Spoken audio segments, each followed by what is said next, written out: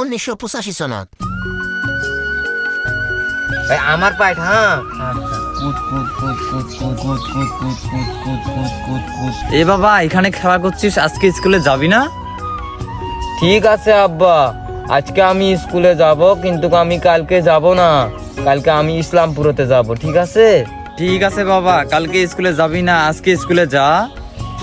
ঠিক আছে আব্বা।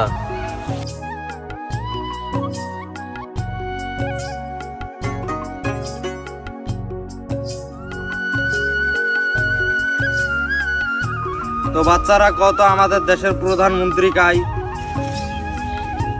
মাস্টার মশাই, নরেন্দ্র মোদী দামোদর দাস। বাহ, খুব সুন্দর। বস তুই। রাজিবুল, তুই কত? গান্ধীজিকে কে মেরেছিল?